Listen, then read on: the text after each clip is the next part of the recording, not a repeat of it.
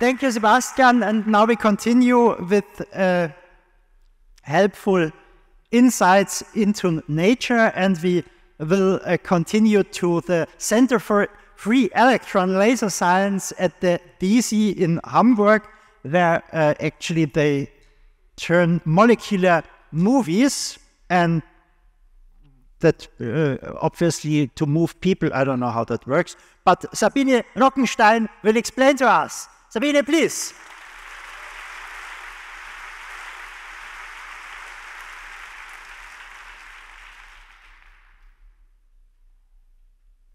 Water is crucial for life. And in all of our cells in our body, water interacts with other molecules. So, let's have a look at a water molecule. From this structure, you may think that water is like a rigid body. Of course, water moves, for example, when it falls down in the form of raindrops or when it flows along a river. But I'm talking about one molecule itself. But it's not rigid. It can rotate, vibrate, and the electrons inside the molecule move all the time. So now, of course, you're asking yourself, can we see this? And spoiler, yes, we can, with molecular movies.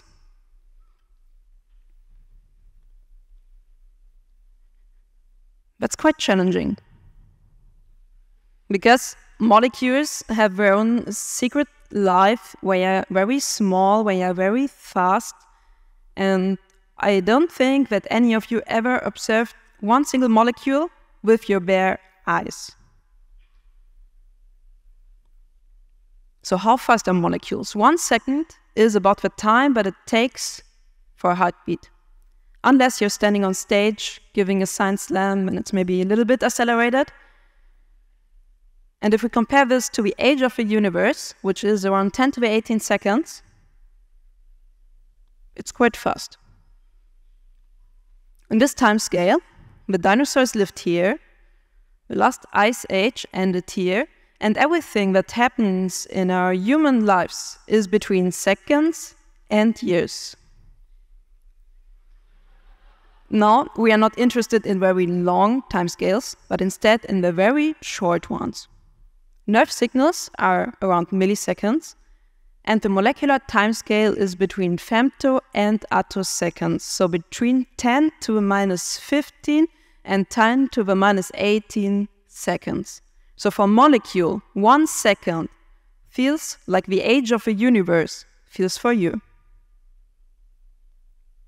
Now, if you ever tried to take a picture of something that moves very fast, you may have realized that if you choose an exposure time which is too long, you cannot resolve the motion. So when a hummingbird flies and moves a wing very fast, we need to go towards shorter exposure times. Now you can see the position of a single wing. So it's easy, just go, well, 1 millisecond doesn't work, down to 1 femtosecond. Unfortunately, the camera is not fast enough. We need to be faster. We actually need to be very fast. We need to be incredibly fast. We need to go towards the fastest, still controllable things in the whole universe, laser pulses.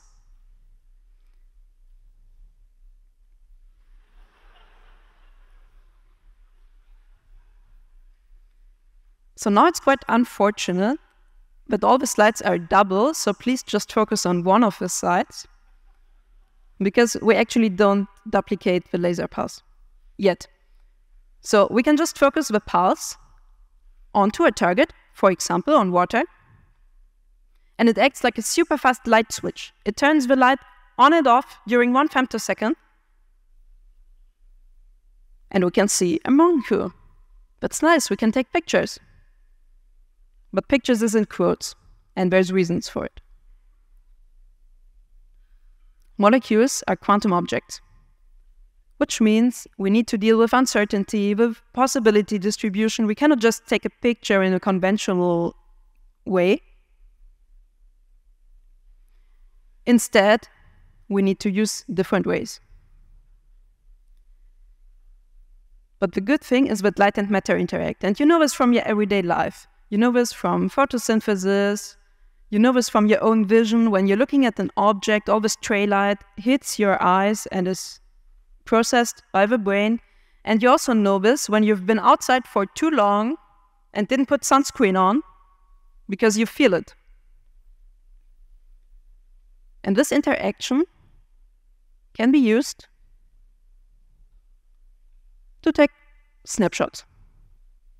We just need a detector, and then we can calculate back what the image must have looked like. I promised you molecular movies, not molecular snapshots. So, the principle stays the same. We take a laser pulse, and we take a beam splitter. That's a very descriptive name because it splits up a laser beam into two beams. One of them is called the pump. It propagates directly towards the target. The second pulse, let's call it probe, also goes towards the target. It follows the first one, and now we just need to focus both into the same spot. The pump activates some dynamics, and the probe takes a picture. So now we cannot just take a boring picture of arbitrary molecules, but instead the pump takes care about the action that happens in the movie, and the probe just detects it. Now the trick on how to get the movie is to add a delay stage. The delay stage is basically just two mirrors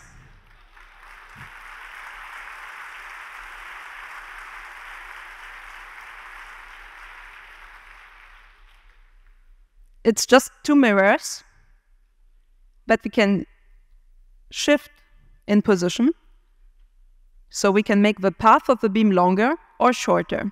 And since, as you all know, light always travels at the same speed as long as it's in the same medium, if we make the path longer, the pump arrives later.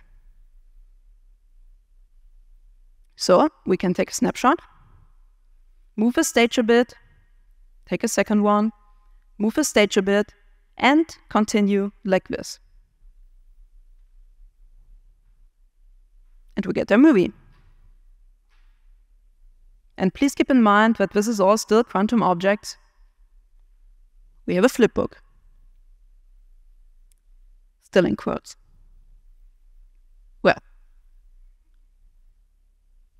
I don't think I need to repeat myself. We also don't have any trajectory in quantum objects.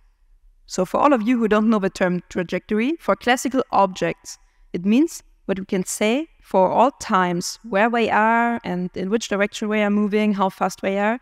And that's not the case for quantum objects. So we cannot just follow one single electron on its way. We also cannot just follow one single nucleus on its way in the molecule. Instead, we need to take many, many measurements in order to basically find out the screenplay of nature. Because all the single particles, basically all the single molecules, behave randomly.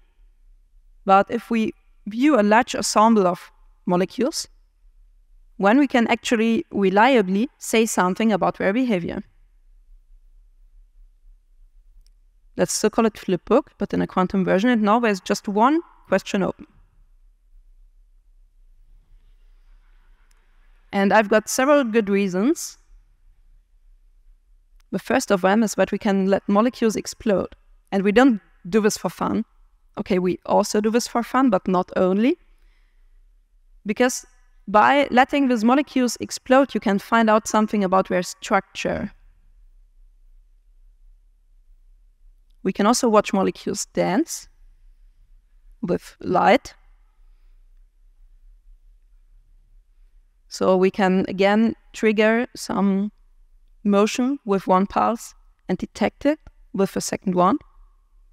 And the next step after dancing, well, we can observe chemical reactions. And we don't just care about what's coming out in the end. We don't just care about the product, but we mostly care about what's happening in between. So we want to observe the electron dynamics during chemical reactions. And we also want to control them. That's like the future perspective, that we have some laser pulses that are specifically shaped in a way where we can make electrons move the way we want it. And this may lead to new perspectives in material science, chemistry, and also towards more sustainability in chemistry when we are being way more energy efficient than currently. So, in case you're still asking yourself why we are doing this, well, we can observe light-activated dynamics of matter and understand the fundamental building blocks of life. And maybe in the future we will have some kind of molecular Netflix where you can spend some nice evenings with your friends watching the secret world of molecules, or the maybe not so secret anymore world of molecules. And finally, I would like to say thanks. Thanks to water for keeping us all alive. Thank you very much, Sabine Rockenstein. Thank you. Thank you.